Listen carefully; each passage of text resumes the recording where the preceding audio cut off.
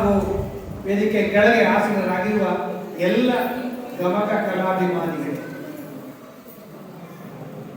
ಭಾಷಣಗಾರನಿಗೆ 3 ಪ್ರಜ್ಞೆಗಳಿರಬೇಕು. 1 ಸಮಯ ಪ್ರಜ್ಞೆ, 2 ಸಂದರ್ಭ ಪ್ರಜ್ಞೆ, 3 ಸಭಾ ಪ್ರಜ್ಞೆ. ಕೊನೆ ಭಾಷಣಗಾರನಿಗೆ 3 ತೊಂದರೆಗಳು. 1 ಸಮಯ ಇಲ್ಲ, ಯಾಕಂದ್ರೆ ಸಮಯ ಆಗಿದೆ, ಕೂತ್ಕೊಳ್ಳಿ. 2 ಸಹನೆ ಇಲ್ಲ, ತುಂಬಾ ಕೇಳಿಯಾಗಿದೆ. 3 ವಿಷಯ ಇಲ್ಲ, ಎಲ್ಲರೂ ಹೇಳಿಯಾಗಿದೆ. ಸಮಯ ಪ್ರಜ್ಞೆ ಬಹಳ ಮುಖ್ಯ. ನಾನು ಒಂದು ಕಾರ್ಯಕ್ರಮಕ್ಕೆ ಹೋಗಿದ್ದಾಗ ಅಮ್ಮ ಕೂತ್ಕೊಳ್ಳಿ, ತಮಾಷೆಯಾಗಿ ಒಬ್ಬರು ಹೇಳಿದರು, ಉತ್ತರ ನೀವು ಬೇಗ ಮುಗಿಸ್ಬೇಕು, ಇಲ್ಲಿಂದ ನಿಮ್ಮನ್ನೇ ನಾವು ಮುಗಿಸ್ತೇವೆ ಅಂತ.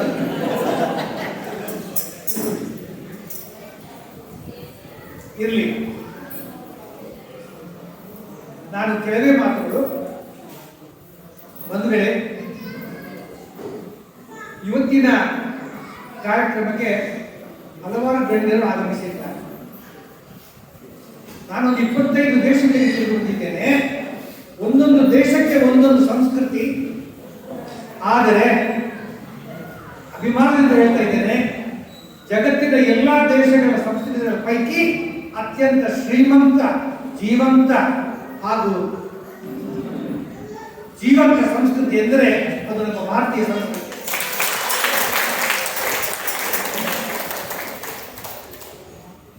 ಅಂತ ಸಂಸ್ಕೃತಿಯಲ್ಲಿ 2 ಸುಂದರವಾದ ಸೂತ್ರಗಳಿವೆ. ಅದೇನೆಂದರೆ, ಅಪ್ಪ ಉಪಕಾರ ಮಾಡು, ಯಾಕೆಂದ್ರೆ ಪರೋಪಕಾರಾಯ ಇದಂ ಶರೀರಂ ಮಾಡು. ಆದರೆ ಮಾಡಿದ ಉಪಕಾರವನ್ನು ಮರೆತು ಬಿಡು. Don't remember it. ನಮ್ಮ ಸೂತ್ರ, ಅಯ್ಯ ನೀನು ಇತರರಿಗೆ ಮಾಡಿದ ಉಪಕಾರವನ್ನು ಮರೆತು ಬಿಡು, ಆದರೆ ಇತರರಿಗೆ ಮಾಡಿದ ಉಪಕಾರವನ್ನು ಮರಿಬೇಡ. ನಾಸ್ತಿ ನಿಷ್ಕೃತಿ. ನಾನು ಈ ಮಾತನ್ನು ಹೇಳಿದ ಕಾರಣ ಇವತ್ತಿನ ಸಭೆಗೆ ಶೋಭೆಯನ್ನು ಕೊಟ್ಟವರು ಹಲವು. ಮುಖ್ಯವಾಗಿ ನನ್ನ ಮಿತ್ರರಾದ ಸನ್ಮಾನ್ಯ ಡಾಕ್ಟರ್ ವಸಂತ ಭಾರದ್ವಾಜ್, ಅವರ ಬಗ್ಗೆ ಹೆಚ್ಚಿನ ಪರಿಚಯ ಮಾಡಲಿಕ್ಕಾಗಿಲ್ಲ. ಅವರು ಕನ್ನಡ, ತುಳು ಮತ್ತು ಸಂಸ್ಕೃತ ಭಾಷೆಯಲ್ಲಿ ಪಂಡಿತರು. 160 ಪುಸ್ತಕಗಳನ್ನು ಬರೆದಿದ್ದಾರೆ. 50 ಯಕ್ಷಗಾನ ಪ್ರಶಸ್ತಿಗಳಿಗೆ ಪ್ರಸಂಗವನ್ನು ನೀಡಿದ್ದಾರೆ. ಆದರೆ ಭಾರತದ ಜನಪ್ರಿಯ ಪ್ರಧಾನಿ ನರೇಂದ್ರ ಮೋದಿ ಅವರು ಗುಜರಾತಿ ಭಾಷೆಯಲ್ಲಿ ಬರೆದ 100 ಪದಗಳನ್ನು ಕನ್ನಡಕ್ಕೆ ಅನುವಾದಿಸಿದ್ದಾರೆ. ಆಮೇಲೆ ಈ ವರ್ಷ ಕನ್ನಡ ರಾಜ್ಯೋತ್ಸವ ಪ್ರಶಸ್ತಿ ವಿಜೇತರು. ಅಂತವರು ಬಂದು ಸಭೆಗೆ ಶೋಭೆಗೆ ಬಂದಿದ್ದಾರೆ. ನಾವು ನಿಮ್ಮನ್ನು ಬರೆಯಲಿಲ್ಲ, ಪುರಸ್ಕೃತ, ಆಮೇಲೆ ಪ್ರಶಸ್ತಿ ಪುರಸ್ಕೃತ. ಬಂಧುಗಳೇ, ಒಂದು ಮಾತನ್ನು ಹೇಳಬೇಕು. ಯಾವುದೇ ಒಂದು ದೇಶದ ಹಿರಿತನವನ್ನ, ಗರಿಮೆಯನ್ನ, ಹಿರಿಮೆಯನ್ನ ಆ ದೇಶದಲ್ಲಿರುವ ಬಹುಮಹಡಿ ಕಟ್ಟಡಗಳಿಂದಾಗಲಿ, ಪಂಚತಾರ ಹೋಟೆಲ್ಗಳಿಂದಾಗಲಿ, ಮಾಲ್ಗಳಿಂದಾಗಲಿ, ಮೆಟ್ರೋಗಳಿಂದಾಗಲಿ, ಪ್ರಮುಖ ಕ್ಲಬ್ಗಳಿಂದಾಗಿ ಅಳೆಯಬಾರದು. ಒಂದು ದೇಶದ ನಿಜವಾದ ಸಂಸ್ಕೃತಿ ಅಂದರೆ ಆ ದೇಶದ ಸ್ವತ್ತು ಸಂಪತ್ತು ಎಂದರೆ ಆ ದೇಶದ ನಿಜವಾದ ಸಂಸ್ಕೃತಿ, ಸಂಸ್ಕಾರ, ಸಂಪ್ರದಾಯ. ಅದುವೇ ದೇಶದ ನಿಜವಾದ ಸ್ವತ್ತು. ಈ ನೆಲೆಯಲ್ಲಿ ಯಾವುದೇ ಒಂದು ದೇಶವನ್ನು ನಾಶ ಮಾಡಬೇಕಾದರೆ ಅತಿವೃಷ್ಟಿಗಳು ಆಗಬೇಕಾಗಿಲ್ಲ, ಅನಾವೃಷ್ಟಿಗಳು ಆಗಬೇಕಾಗಿಲ್ಲ, ಭೂಕುಸಿತ ಭೂಕಂಪಗಳು ಆಗಬೇಕಾಗಿಲ್ಲ, ಯಾವುದೇ ಸಮರವನ್ನು ಸಾರಬೇಕಾಗಿಲ್ಲ. ಆ ದೇಶದ ಸಂಸ್ಕೃತಿಯನ್ನು ನಾಶ ಮಾಡಿದರೆ ಆ ದೇಶವನ್ನು ನಾಶ ಮಾಡಿದ ಹಾಗೆ.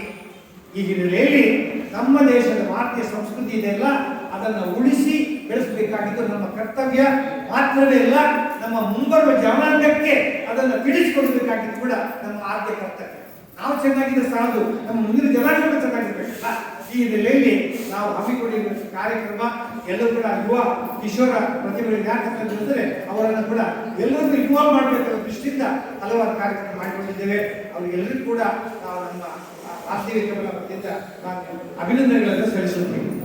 ಮತ್ತೆ ಕೊನೆಯದಾಗಿ ಬಂಧುಗಳೇ, ಅದೇನೆಂದರೆ ಒಂದು ಕಿವಿ ಮಾತು, ಮಕ್ಕಳಿಗೆ ನಾವು ಶಿಕ್ಷಣವನ್ನು ಕೊಡೋಣ, ಆದರೆ ಶಿಕ್ಷಣದ ಜೊತೆ ಸಂಸ್ಕಾರವನ್ನು ಕೊಡಬೇಕು.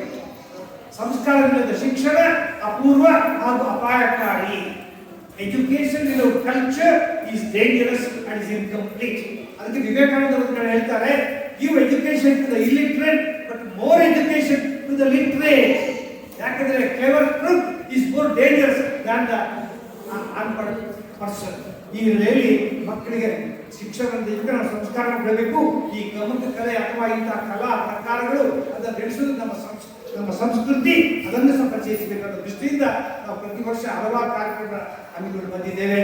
ಒಂದು ಹೇಳಿದ್ರೆ ಬಂದ್ಕಡೆ ಶಿಕ್ಷಣ ಶಾಲಾ ಕಾಲೇಜಿಂದ ಬರುತ್ತೆ, ಆದರೆ ಸಂಸ್ಕಾರ ಅನ್ನುವುದು ಅದು ಮನೆಯಿಂದ, ಮನೆಯವರಿಂದ, ಹೆತ್ತವರಿಂದ ಇಂತಹ ಕಾರ್ಯಕ್ರಮಗಳಿಂದ ಬರ್ತದೆ. ಅದು ಸಂಸ್ಕಾರದಿಂದ ಬರ್ತದೆ. ಸುಶಿಕ್ಷಿತರೆಲ್ಲ ಸುಸಂಸ್ಕೃತರಾಗಬೇಕಾಗಿಲ್ಲ, ಸುಸಂಸ್ಕೃತರೆಲ್ಲ ಸುಶಿಕ್ಷಿತರು ಆಗಿದ್ದಿಲ್ಲ. ಉದಾಹರಣೆಗೆ ಭಯೋತ್ಪಾದಕರು ಎಲ್ಲ ಸುಶಿಕ್ಷಿತರು, ಆದರೆ ಅವರಿಗೆ ಸಂಸ್ಕಾರ ಇರಲಿಲ್ಲ. ನಮ್ಮನೆ ಅಜ್ಜಿ ನಿಮ್ಮಜ್ಜಿ ಹೆಚ್ಚು ಓದಿರಲಿಲ್ಲ, ಅವರಿಗೆ ಸಂಸ್ಕಾರ ಇತ್ತಲ್ಲ, ಅದು ಎಲ್ಲಿಂದ ಬಂತು? ನಮ್ಮ ಅಜ್ಜಿಯವರು ಒಬ್ಬ ಯಾರ ಬಗ್ಗೆ ಮಾತಾಡಿದ್ರೆ 4 ಮಾತು ಜಾಸ್ತಿ ಆಡಿಬಿಟ್ಟು, ಒಳ್ಳೇದು ಮಾತಾಡಿದ್ರೆ ಕೆಟ್ಟದ್ದು ಮಾತಾಡಿದ್ರೆ 4 ಮಾತು ಕಡಿಮೆ ಆಡಿಬಿಡು. ಇದು ಸಂಸ್ಕಾರ. ಒಂದು ಬೀದಿಯಲ್ಲಿ ಹರಿಕೆ ನಡೆಯುತ್ತೆ ಇತ್ತು. ಹರಿಕೆ ನಡೆಯುವಾಗ ಹರಿದಾಸ ಹೇಳಿದಂತೆ, ನರಜನ್ಮ ಬಂದಾಗ ನಾಲಿಗೆ ಇರುವಾಗ ಕೃಷ್ಣನನ್ನು ಮಾಡದೆ ಹೇಳಿ ಹೇಳಿ ಹೀಗೆ ಹೇಳಿದ್ರೆ ಸ್ವರ್ಗಕ್ಕೆ ಹೋಗ್ತೇವೆ. ಹೇಳಿ ನಿಮಗೆ ನಿಮ್ಮಲ್ಲಿ ಯಾರಿಗೆ ಸ್ವರ್ಗಕ್ಕೆ ಹೋಗಿ ಇಚ್ಛೆ ಕೈ ಇತ್ತು ಎಲ್ಲೂ ಕಟ್ಟಿದ್ರು ಗುರುಗಳೇ ನನಗೋಗ್ಬೇಕು ನಂದು. ಒಬ್ಳು ಜಾಣೆ ಅಜ್ಜಿ ಕೈ ಇತ್ತೇ ಇಲ್ಲ. ಆಗ ಅವ್ರು ಕೇಳ್ತಾರೆ, ಯಾಕೆ ನಿಮ್ಗೆ ಸ್ವರ್ಗ ಬೇಡ? ಅಲ್ಲಿ ಸ್ವರ್ಗ ಯಾಕೆ ಬೇಡ ಗುರುಗಳೇ? ಮಂದಿ ಕೈ ಎತ್ತೇ ಇಲ್ಲ. ನಾನು ಯಾಕೆ ಎತ್ತಿಲ್ಲ ಅಂದ್ರೆ, ಈ ಬೀದಿಯಲ್ಲಿ ಇಷ್ಟು ಜನ ಪಟ್ಟಿಗಳಿರ್ತಾರಲ್ಲ, ಇವ್ರ ಚರಿತ್ರೆ ನನಗೆ ಗೊತ್ತು. ಇವರೆಲ್ಲ ಸ್ವರ್ಗಕ್ಕೆ ಹೋದ್ಮೇಲೆ ಈ ಬೀದಿ ಸ್ವರ್ಗ ಆಗಿ ಬಿಡುತ್ತೆ. ಅವ್ರು ಹೋಗಿ ಈ ಕಾರಣಕ್ಕಾಗಿ ನಾವು ಮಕ್ಕಳಿಗೆ ಇನ್ನೊಂದು ಗುರುತು ನಿಮ್ಗೆ ಹೇಳ್ತಿದೆ, educated, cultured man cannot never be a bad man. Very important. ಸುಸಂಸ್ಕೃತ ವ್ಯಕ್ತಿ ಒಂದು ಕೆಟ್ಟ ವ್ಯಕ್ತಿ ಆಗಲಾರ, ಆದರೆ ಬರೀ ಸುಶಿಕ್ಷಿತ ವ್ಯಕ್ತಿ ಆಗಬಹುದು. ಆ ಕಾರಣಕ್ಕಾಗಿ ಅವರಿಗೆ ಹೇಗೆ ರೋಗ ನಿರೋಧಕ ಶಕ್ತಿಯನ್ನ ನಾವು ಮೆಡಿಕಲ್ ವ್ಯಾಕ್ಸಿನೇಷನ್ ಕೊಡ್ತೇವಲ್ಲ, ಬಾಲ್ಯದಲ್ಲಿ ಶಿಕ್ಷಣಕ್ಕೆ ಸಂಸ್ಕಾರವನ್ನು ಅತ್ಯುಚ್ಚವನ್ನು ಕೊಡಬೇಕು.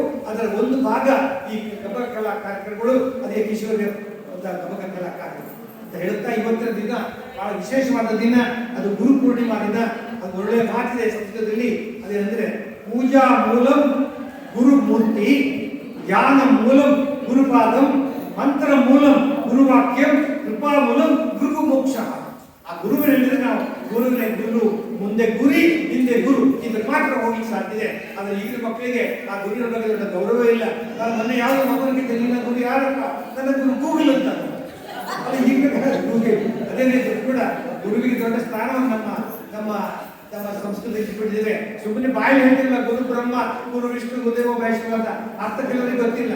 ಯಾವ ರೀತಿ ಬ್ರಹ್ಮನು ಸೃಷ್ಟಿಕರ್ತನೋ ಅದೇ ರೀತಿ ನಿಜವಾದ ಗುರು ವಿದ್ಯಾರ್ಥಿಗಳ ಮನಸ್ಸಿನಲ್ಲಿ ಸದ್ವಿಚಾರಗಳನ್ನ, ಸದ್ಗುಣಗಳನ್ನ ನಾವು ತುಂಬಿಸಬೇಕು. ಅವನು ಸೃಷ್ಟಿಕರ್ತ, ಅದು ಬ್ರಹ್ಮ. ಯಾವ ರೀತಿ ವಿಷ್ಣು ಇದೆ ಪರಿಪಾಲಕ, ಸೃಷ್ಟಿ ಸ್ಥಿತಿ ಲಯ ಸ್ಥಿತಿಕಾರಕನು, ಅದೇ ರೀತಿ ಅವರು ಅದನ್ನು ನಡೆಸಿಕೊಳ್ಬೇಕು. ಅದೇ ರೀತಿ ವಿದ್ಯಾರ್ಥಿಗಳ ಮನಸ್ಸಿನಲ್ಲಿ ಇರ್ತಕ್ಕಂಥ ಅಂಧಕಾರವನ್ನ, ಸಂಶಯಗಳನ್ನ ನಿವಾರಣೆ ಮಾಡುವಂತಹ ಶಕ್ತಿಗಳು ಕೂಡ ಗುರುವಿನ ಜವಾಬ್ದಾರಿ. ಅದಕ್ಕೋಸ್ಕರ ಅವನನ್ನು ನಾವು ಮಾಡ್ತಾ ಇದ್ದೇವೆ. ಇವತ್ತು ತುಂಬ ಜನರಿಗೆ, ದೇಶಪಾಂಡೆಯವರಿಗೆ ಹಾಗೂ ಮೇಡಮ್ ಪ್ರಶ್ನೆಗೆ ಕೊಟ್ಟಿದ್ದೇವೆ.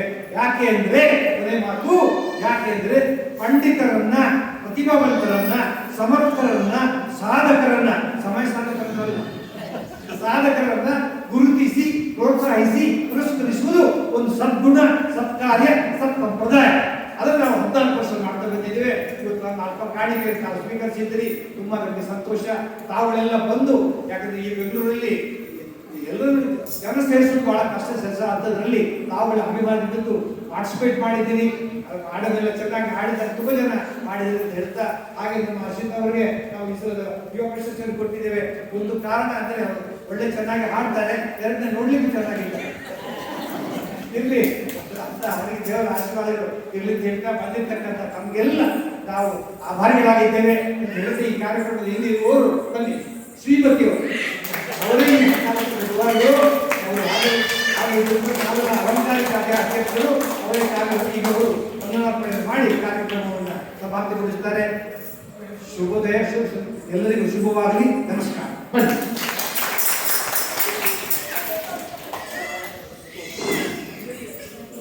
ಈ ವಂದನಾರ್ಪಣೆ ಆದ ತಕ್ಷಣವೇ ಮಹಾಮಂಗಳಾರತಿ ಅಂತ ಆಮೇಲೆ ಎಲ್ಲರೂ ಭೋಜನ ಮಾಡ್ಕೊಂಡು ಕೇಳಬೇಕು ಅಂತ ಕೇಳ್ತೀನಿ.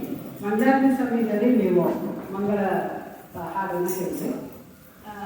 ವಾಗ್ದೇವಿ ಲೋಕಕಲಾ ಪ್ರತಿಷ್ಠಾನ 13 ವರ್ಷಗಳು 14 ವರ್ಷದ ಕಾಲದಲ್ಲಿ ಈ ಮೊದಲು ನಾವು ಇಷ್ಟೊಂದು ವೈಭವದಿಂದ ಮಾಡೋಕ್ಕೆ ಆಗ್ತಿರಲಿಲ್ಲ. ಸಾಧಾರಣವಾಗಿ ಮಾಡ್ತೀವಿ, ಇಡೀ ದಿನ ಕಾರ್ಯಕ್ರಮ ಮಾಡ್ತಿದ್ವಿ, ಬೇರೆ ಬೇರೆ ಗೋಷ್ಠಿಗಳು ಒಯ್ದಿದ್ವಿ.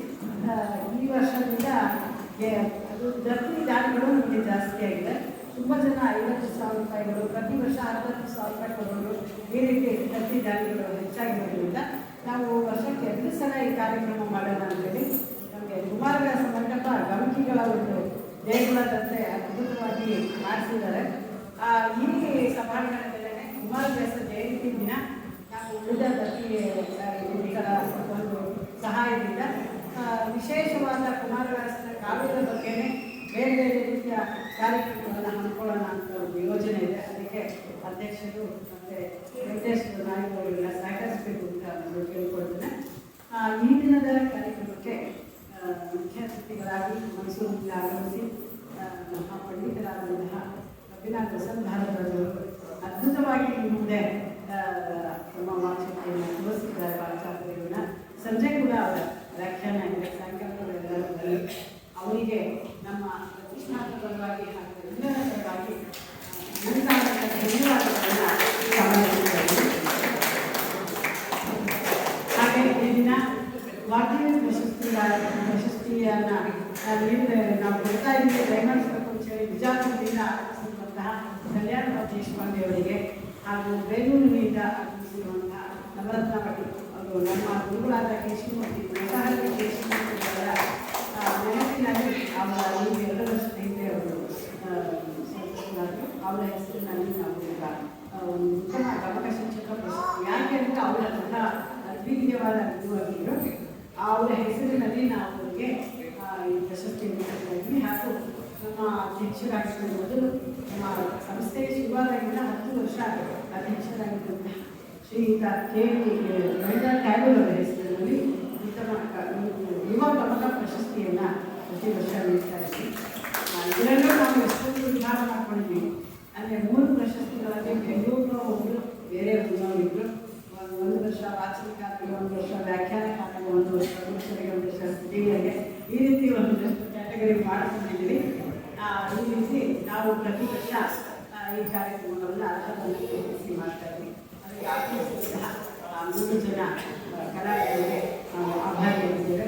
ಹಾಗೂ ಈ ಕುಮಾರವ್ಯಾಸ ಮಂಟಪದಲ್ಲಿ ಕಾರ್ಯಕ್ರಮವನ್ನು ನೀಡಲು ಅವಕಾಶ ಮಾಡಿದ್ದೇವೆ ಅಧ್ಯಕ್ಷರಾದ ಶ್ರೀಮತಿ ಕಮಲಮ್ಮವರು ಹಾಗೂ ಉಪಾಧ್ಯಕ್ಷರಾದಂತಹ ಡಾಕ್ಟರ್ ವೆಂಕಟೇಶ್ವರ ನಾಯಕರಿಗೆ ಹಾಗೂ ಪೃಥ್ವಿನಾರಾಯಣ 3 ಜನಕ್ಕೂ ನಾವು ಚಿರಋಣಿಯಾಗಿದ್ದೀವಿ. ಅವರೆಲ್ಲರಿಗೂ ಕೂಡ ಅನಂತ ಧನ್ಯವಾದಗಳನ್ನು ಸಮರ್ಪಿಸ್ತಾ ಇದ್ದೀವಿ. ಹಾಗೆ ಪ್ರತಿಯೊಂದು ನೀಡುವಂತಹ ದಾನಗಳು ಅನೇಕರ ಹೆಸರನ್ನು ತಿಳಿಸಿದ್ದಾರೆ. ಆ ಎಲ್ಲ ದಸಿ ದಾನಿಗಳು ಕೂಡ ನಾವು ಹೃತ್ಪೂರ್ವಕವಾದ ಧನ್ಯವಾದಗಳನ್ನು ಸಮರ್ಪಿಸ್ತಾ ಇದ್ದೀವಿ. ಹಾಗೆ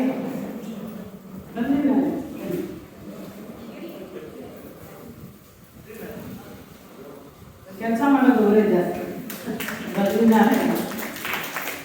ಇದನ್ನ ನನಗೊಂದು ಮಾತುಕತೆ ಕನ್ನಡದವರ ಸ್ವಲ್ಪ ಆರೋಗ್ಯ ವ್ಯತ್ಯಾಸ ಆದ್ದರಿಂದ ಒಂದು ಅವಕಾಶ ಮಾಡಿಕೊಟ್ರು. ಇಲ್ಲಿ ಕಲಾವಿದರನ್ನ ಕಳಿಸ್ಕೊಡ್ತೇವೆ. ಅವರು ಹೇಳಿದ್ರು ಸ್ವಲ್ಪ ರಾಜಾಂಜಲಿ ಹತ್ತಿರದಲ್ಲಿರೋರಿಗೆ ಕಳಿಸ್ತೀನಿ ಅಂತ. ನನಗೆ ಹಿಂದಿ ಯಾರಿದ್ದಾರೆ ಅಂತ ನನಗೆ ಖಂಡಿತ ಗೊತ್ತಿಲ್ಲ. ಯಾರೋ 3-4 ಜನ ಗೊತ್ತಿತ್ತು. ನಾನು ಹೇಳಿದೆ, ಅವ್ರು ಹೇಳ್ತಿದ್ರು ಸ್ವಲ್ಪ ನಾವು ಹೋಗುವ ಚಾರ್ಜ್ ಹೋಗೋದೆಲ್ಲ ಕಷ್ಟ ಆಗ್ತಿದೆ ಅಂತ. ಆದರೆ ಎಷ್ಟೊಂದು ಜನ ವ್ಯಕ್ತಿಗಳು, ವ್ಯಾಖ್ಯಾನಕಾರರು ದುಡ್ಡಿನ ಅಪೇಕ್ಷೆ ಅವ್ರಿಗೆ ಏನು ಇಲ್ಲ. ನಾವು ಕಲ್ತಿರೋದನ್ನ ನಾವು ಮನೆಯಲ್ಲಿ ನಿಂತ್ಕೊಂಡು ಸುಮ್ಮನೆ ಕಲ್ತಿರೋದನ್ನ ಮರ್ತು ಹೋಗ್ತಾ ಇದ್ದೀವಿ. ನಮ್ಗೆ ಅವಕಾಶ ಕೊಟ್ಟರೆ ಖಂಡಿತ ನಾನು ಮಾಡ್ತೀನಿ ಅಂತೇಳಿ ತುಂಬ ಜನ ಎಷ್ಟೆಷ್ಟು ದೂರದಿಂದ ಕೆಂಗೇರಿ, ಉಪನಗರ, ಮನೆಯವರು ಎಲ್ಲೆಲ್ಲೋ ಇದ್ದಾರೆ. ಎಲ್ಲ ಕಲಾವಿದರಿಂದ ಇವತ್ತು ಖುಷಿಯಾಗಿ ಬಂದು ನಾವು ಕಾರ್ಯಕ್ರಮಗಳನ್ನು ನಡೆಸಿಕೊಡ್ತಾ ಇದ್ದೇವೆ. ಹಾಗೆಯೇ ಮಕ್ಕಳು ಕೂಡ ಒಂದಷ್ಟು ಜನ ಬೆಳೀತಾರೆ. ನಾನು ಎಲ್ಲ ಗಮಕಿಗಳಲ್ಲಿ ಒಂದು ವಿನಂತಿ ಮಾಡ್ಕೊಳ್ಳೋದು, ಎಷ್ಟೊಂದು ಜನ ಹಿರಿಯರ ಗಮಕಿಗಳು ಇವತ್ತು ವಾಚನ ಮಾಡಿದ್ದೀವಿ, ವ್ಯಾಖ್ಯಾನ ಮಾಡಿದ್ದೀವಿ. ನೀವೆಲ್ಲರೂ ಒಂದು ಮನ ಕೊಡಬೇಕು. ಪ್ರತಿ ತಿಂಗಳಿಗೆ ಒಬ್ಬರು ಅಥವಾ ಇಬ್ಬರನ್ನ ನಾವು ಯುವಕರನ್ನ ಪರಿಚಯಿಸ್ತೀವಿ. ವ್ಯಾಖ್ಯಾನಕಾರರಿಗೆ ಹೇಳ್ಕೊಡ್ತೀವಿ, ವಾಚನಕಾರರಿಗೆ ಹೇಳ್ಕೊಡ್ತೀವಿ ಹೇಳಿ ದಯಮಾಡಿ ಕಳಿಸಿ. ಯಾಕೆಂದರೆ ನಮಗೆಲ್ಲ ವಯಸ್ಸಾಗಿದೆ. ನಮ್ಮ ಮುಂದಿನ ಮಕ್ಕಳು ಈ ಮಂಟಪವನ್ನು ಬೆಳೆಸ್ಕೊಂಡು ಹೋಗಬೇಕು. ಆನಕೃಷ್ಣರಾಯ ಕಾಲದಿಂದ 76ನೇ ಇಸ್ವಿಯಿಂದ ಇಲ್ಲಿ ಸತತವಾಗಿ ಕಾರ್ಯಕ್ರಮ ನಡೀತಾ ಇದೆ. 72ನೇ ಇಸ್ವಿಯಿಂದ ಇಲ್ಲಿಯವರೆಗೆ ಅವ್ರು ನಡೆಸ್ಕೊಂಡು ಬಂದಿದ್ದಾರೆ. ಇಲ್ಲಿಂದ ಮುಂದೆ ನಾವೆಲ್ಲ ನಡೆಸ್ಕೊಂಡು ಹೋಗಬೇಕು, ಶಾಶ್ವತವಾಗಿ ನಿಲ್ಲಬೇಕು. ಎಷ್ಟೊಂದು ಜನ ಬೆಂಗಳೂರಿನಲ್ಲಿರುವ ಗಮಕಿಗಳಿಗೆ ಕುಮಾರವ್ಯಾಸ ಮಂಟಪ ಇದೆ ಅಂತ ಗೊತ್ತಿಲ್ಲ, ಎಲ್ಲಿದೆ ಅಂತ ಗೊತ್ತಿಲ್ಲ. ನಾವೀಗ ಈ ರೀತಿ ಬೇರೆ ಬೇರೆ ಕಲಾವಿದರು ಹೇಳ್ತಾ ಇರೋದ್ರಿಂದ ಅವರೆಲ್ಲರೂ ಬರ್ತಾ ಇದ್ದಾರೆ. ಇದನ್ನು ಹೀಗೆ ಮುಂದುವರಿಸ್ಕೊಂಡು ಹೋಗೋದಕ್ಕೆ ನನಗೂ ದೇವರ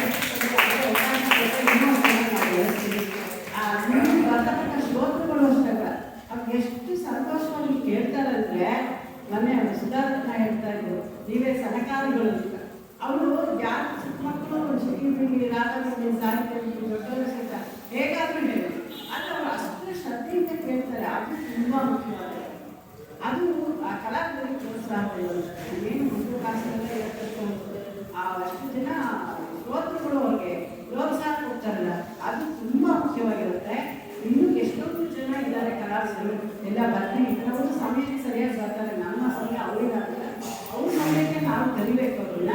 ಈ ರೀತಿ ನಾನು ಒಂದು ಅವಕಾಶ ಕೊಟ್ಟಿದ್ದೀರ, ಮುಂದುವರಿಸಿದ್ರೆ ಅದನ್ನ ಮುಂದುವರಿಸ್ಕೊಂಡು ಹೋಗ್ತೀನಿ. ಇನ್ನೊಂದು ಪರಿಚಯ ಮಾಡಿಸ್ಕೊಡ್ತೀನಿ ನನಗೆ ಆಗೋ ತನಕ. ಯಾಕಂದರೆ ನಾನು ಏನೋ ದೈವ ಆಶೀರ್ವಾದ, ನನ್ನ ಗುರು ಆಶೀರ್ವಾದ ಯಾರು ಇಲ್ಲ ಅಂತ ಹೇಳಿದಾಗ ಎಷ್ಟೊತ್ತಿಗೆ ಬರಲ್ಲ ಅಂತ ಹೇಳಲ್ಲ, ಖಂಡಿತ ಬರ್ತಾರೆ, ಮಾಡ್ತಾರೆ. ಇವತ್ತಂದರೆ ನಾಳೆ ಬರ್ತಾರೆ. ಈ ಒಂದು ಅವಕಾಶವನ್ನು ನನಗೆ ಒದಗಿಸ್ಕೊಟ್ಟಿದ್ದಾರೆ, ಅದು ಅಂದರೆ ಮುಂದುವರಿಸ್ಬೋದು.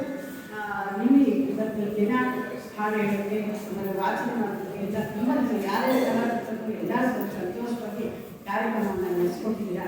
ಎಲ್ಲ ಕಲಾವಿದರಿಗೆ ಹಾಗೂ ಆಗಮಿಸಿದಂಥ ಎಲ್ಲ ಶ್ರೋತೃಗಳಿಗೆ ಎಲ್ಲರಿಗೂ ಕೂಡ ನಾವು ಮನಸಾರ ನಮಸ್ತಾ ಕಾರ್ಯಕ್ರಮವನ್ನು ನಡೆಸ್ತೀವಿ. ಆಮೇಲೆ ನಮ್ಮ ಈ ಒಂದು ನಾವೇನೇ ಕಾರ್ಯಕ್ರಮ ಮಾಡಬಹುದು, ಆದರೆ ನಮಗೆ ಹಿಂದೆ ಒಂದು ಸ್ತಂಭವಾಗಿ ನಿಂತಿರ್ಬೇಕು ಒಬ್ಬರು. ಅದು ನಿಂತಿದ್ರೆ ನಮಗೆ ಕೆಲಸ ಮಾಡೋಕ್ಕಾಗಲ್ಲ. ಹಾಗೆ ನಮ್ಮ ಸಂಸ್ಥೆಗೆ ಅಧ್ಯಕ್ಷರಾಗಿರುವಂತಹ AP ಗುದ್ದರಾಯರು ನಾವು ಯಾವ ಕಾರ್ಯಕ್ರಮ ಮಾಡ್ತೀವಿ ಬೇಡ ಅಂತ ಹೇಳಲ್ಲ, ಮಾಡಿದ್ರೆ ಪ್ರೋತ್ಸಾಹ ಕೊಡ್ತಾರೆ, ಸಾಕು ಬರ್ತಾರೆ. ಅಷ್ಟು ವಯಸ್ಸಿನವರು ಇಷ್ಟು ತನಕ ಕೂತ್ಕೊಳ್ತಾರೆ, ನಮ್ಗೆ ಏನು ಎಲ್ಲರೂ ಕೇಳಿದ್ರು ನಮ್ಗೆ ಒಳ್ಳೆ ಸಲಹೆಯನ್ನು ಕೊಡ್ತಾರೆ. ಅಧ್ಯಕ್ಷರಾಗಿರ್ತಾರೆ ಸಹೋದರರಾದ AP ಗುದ್ದರಾಯರಿಗೆ ಕೂಡ ಅನಂತ ಧನ್ಯವಾದಗಳನ್ನು ಸಮರ್ಪಿಸುತ್ತಾರೆ. ಈಗ ಅಂದರೆ ನಾನು ಒಬ್ಬರೇ ಮಾಡ್ತಾ ಇಲ್ಲ, ನನಗೆ ಅವರು ಕೊಟ್ಟಂತಹ ಒಂದು ಏನು ಸನ್ಮಾನ ಇದೆ ಅದು ನನ್ನ ಹಿಂದೆ ಕೆಲಸ ಮಾಡ್ತಕ್ಕಂಥ ಸುಮಾ, ಅನಿಲು, ಎಷ್ಟೊಂದು ಜನ ಕೆಲಸ ಮಾಡ್ತಾರೆ, ಅಕ್ಷಯ್, ಹಾಗೆ ಎಷ್ಟೊಂದು ಜನ ಕೆಲಸ ಮಾಡ್ತಾರೆ ನನ್ನ ಜೊತೆಗೆ. ನಮ್ಮ ಸಂಸ್ಥೆಯವರು ಎಲ್ಲರೂ ಅವೆಲ್ಲರಿಗೂ ಸಲ್ಲುತ್ತೆ ನನಗೆ ಕೊಟ್ಟಂತಹ ಒಂದು ಗೌರವ. ಇಷ್ಟು ಹೇಳ್ತಾ ಇಂದಿನ ಕಾರ್ಯಕ್ರಮವನ್ನು ಮುಗಿಸ್ತೇವೆ. ನಮಸ್ಕಾರ. ಮಂಗಳಾರತಿ ಮಾಡ್ತಾರೆ, ಮಂಗಳಾರತಿ ಆಗಿದ ತಕ್ಷಣ ಎಲ್ಲರೂ ಊಟ ಮಾಡ್ಕೊಂಡು